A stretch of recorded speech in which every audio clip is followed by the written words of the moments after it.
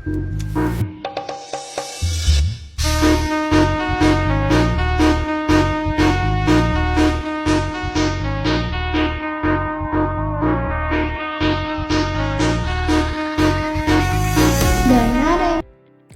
teman-teman semuanya, pada video kali ini kelompok kami akan menjelaskan materi kajian kebahasaan tentang semantik, di mana ada konsep semantik, klasifikasi makna, dan perubahan makna.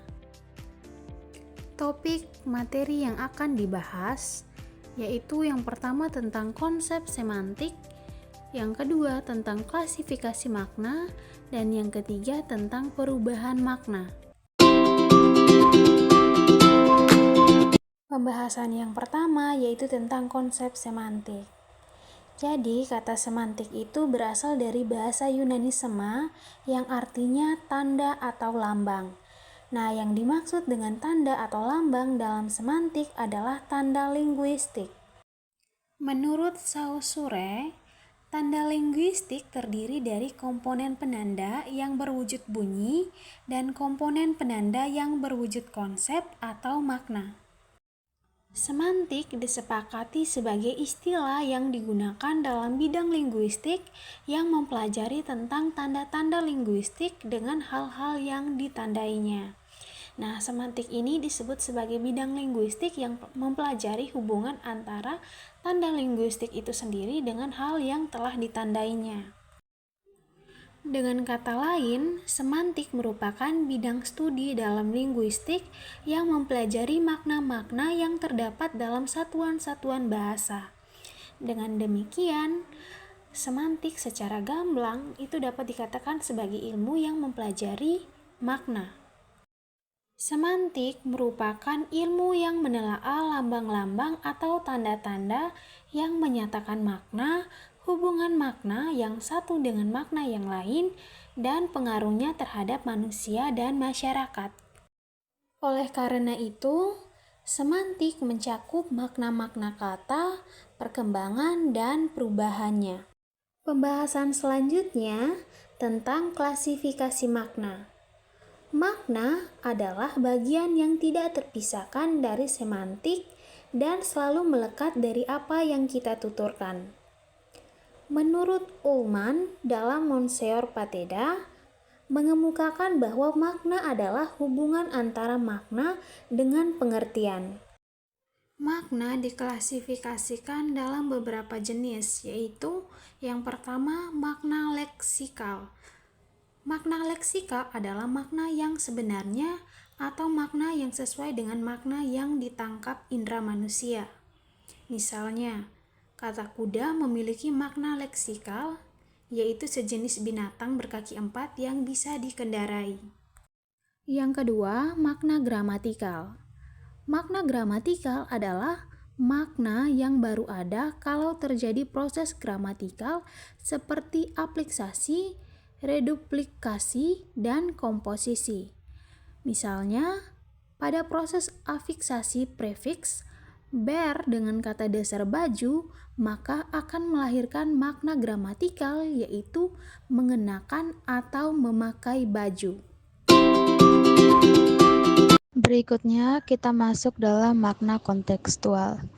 Makna kontekstual adalah makna yang muncul sebagai akibat hubungan antar ujaran dan konteks. Nah, makna kontekstual itu berhubungan dengan situasi, yakni tempat, waktu, dan lingkungan penggunaan bahasa tersebut. Misalnya, makna kata jatuh yang dibicarakan. Yang pertama, Adi jatuh dari sepeda. Kedua, dia jatuh dalam ujian yang lalu. Yang ketiga, Tatik jatuh cinta pada pemuda desa itu. Selanjutnya ada makna referensial. Makna referensial adalah makna langsung yang berhubungan dengan acuan yang ditunjukkan oleh kata. Kata atau aksen disebut bermakna referensial kalau ada referensinya atau acuannya. Kata-kata seperti kuda, merah, dan gambar adalah kata-kata yang termasuk kata-kata yang bermakna referensial karena ada acuannya dalam dunia nyata. Contohnya, kata matahari. Secara referensial berarti bintang yang bersinar di siang hari dan menjadi sumber cahaya bumi.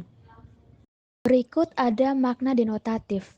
Makna denotatif adalah makna asli, makna asal yang dimiliki oleh sebuah laksem. Nah, makna denotatif itu adalah makna yang sebenarnya atau sesuai kamus tanpa tambahan makna lainnya. Contoh kata ular dalam arti denotatif berarti hewan melata yang tidak berkaki. Selanjutnya ada makna konotatif.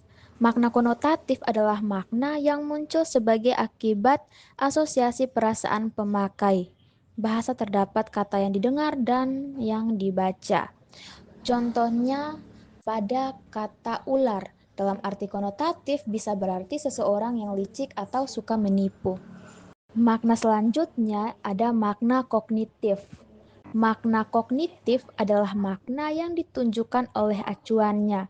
Maka unsur bahasa yang sangat dekat hubungannya dengan dunia luar bahasa, objek atau gagasan dan dapat dijelaskan berdasarkan analisis komponennya. Selanjutnya, kita masuk dalam perubahan makna.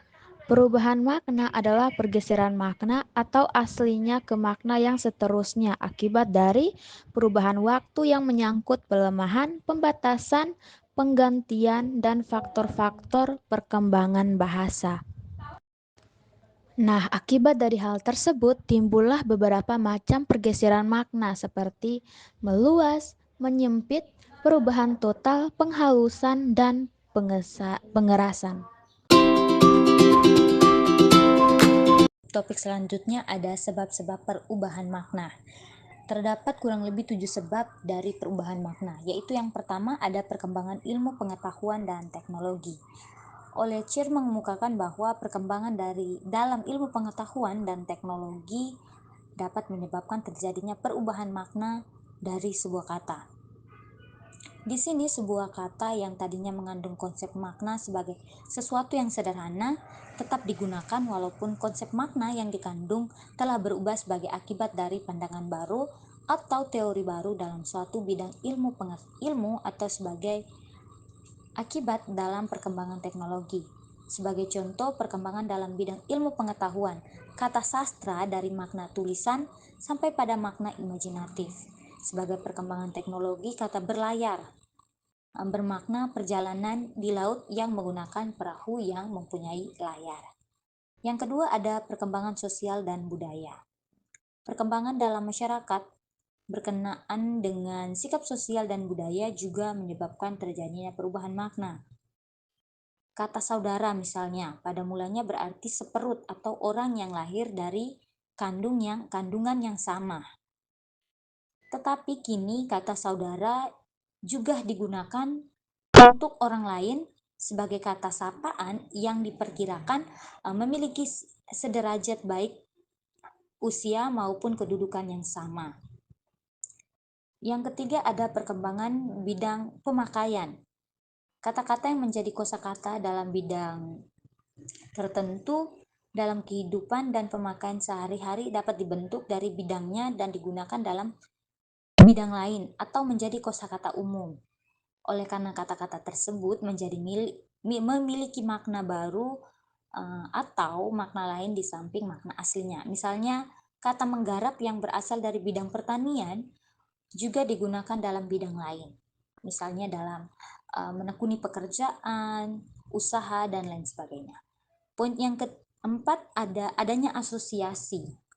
Maksudnya adalah adanya asosiasi merupakan adanya hubungan antara sebuah bentuk ujaran dengan sesuatu yang lain berkenaan dengan bentuk ujaran itu, sehingga dengan demikian bila disebut ujaran itu maka yang dimaksud adalah sesuatu yang lain yang berkenaan dengan ujaran tersebut.